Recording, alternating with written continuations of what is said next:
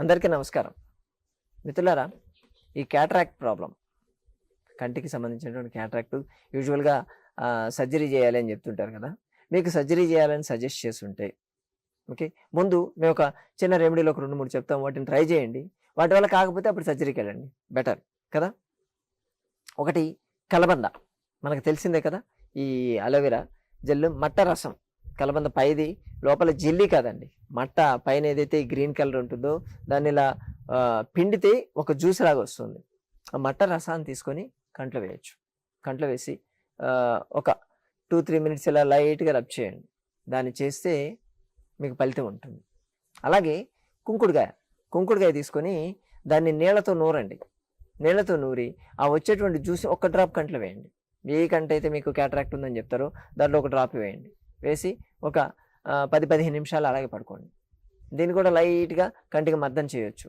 ఇలా చేస్తూ ఉంటే కూడా మీకు బెటర్ రిజల్ట్స్ ఉంటాయి. ఇంకొకటి తెల్ల జిల్లేడు పాలు, అంటే ఇప్పుడు మనం జిల్లేడు చెట్టు ఉంటుంది కదా, దాన్ని ఇలా ఆకు తుంచగానే తెల్లటి పాలు వస్తాయి కదా, ఆ పాలు తీసుకొని మీరు కాలి బొటన వేలు మీద వేయాలి. అంటే ఇప్పుడు సపోజ్ మీకు కుడి కంటిలో క్యాటరాక్ట్ ఉందనుకోండి, ఎడమ కాలి బొటన వేలుకి పెట్టాలి. ఎడమ కంటిలో క్యాటరాక్ట్ ఉంటే కుడి కాలి బొటన వేలుకి పెట్టండి. కాలికి పెట్టేయడం. అది నైట్ పడుకునేటప్పుడు కాలికి మొత్తం పెట్టేసేయండి, బొటన వేలుకి మొత్తం పెట్టేసి అది ఆరిపోయిన దాకా ఉండి అలాగే పడుకోండి.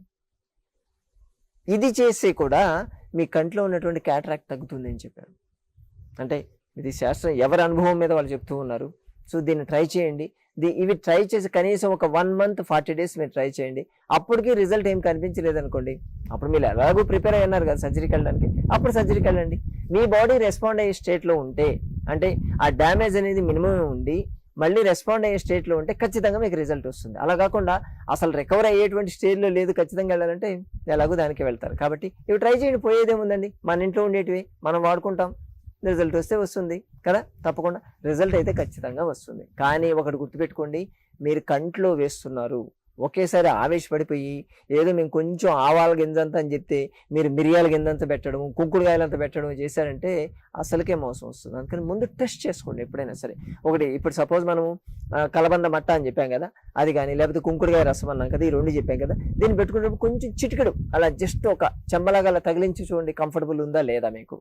అది అంటే ఏదైనా ఇప్పుడు కలబంద మట్ట రసం అయితే ఏం రాదు, కానీ కుంకుడు అయితే కొంచెం మంట అనిపిస్తుంది కదా, అది ఆ మంట అనిపించినప్పుడే మనకు రిజల్ట్ ఎక్కువ ఉంటుంది. ఎందుకంటే అక్కడ బ్లడ్ సర్క్యులేషన్ బాగా పెరుగుతుంది, ప్లస్ బ్లడ్ సర్క్యులేషన్తో పాటు వాటర్ వస్తుంది కాబట్టి హైడ్రేషన్ పెరుగుతుంది, కాబట్టి ఉన్నటువంటి ప్రాబ్లం క్లియర్ అయ్యేటువంటి ఛాన్సెస్ ఎక్కువ ఉంటాయి.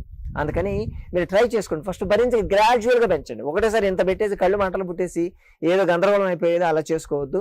అందుకని మినిమం టెస్ట్ చేసుకొని అలా వాడుకోవడం వల్ల మీకు మంచి రిజల్ట్స్ ఉంటాయి. చాలా మంది ఈ 3 రిజల్ట్స్తో మంచి రిజల్ట్ ఉందని మాకు చెప్పారు, కాబట్టి అందుకే మీతో షేర్ చేస్తున్నాం. తప్పకుండా వాడి చూడండి. అలాగే ప్రతి సోమవారం, బుధవారం, శుక్రవారం, శనివారం హైదరాబాద్ మొయినాబాద్ జేబీడి కాలేజ్ దగ్గర మన సంజీవిని ప్రకృతాశ్రమం పేరు రాగలిగితే మీకున్నటువంటి ఆరోగ్య సమస్య గురించి స్వయంగా చర్చించి పరిష్కార మార్గాలు, చికిత్సా విధానాలు తెలుసుకోవచ్చు. మరో వీడియోతో మళ్ళీ కలుసుకుందాం. నమస్తే.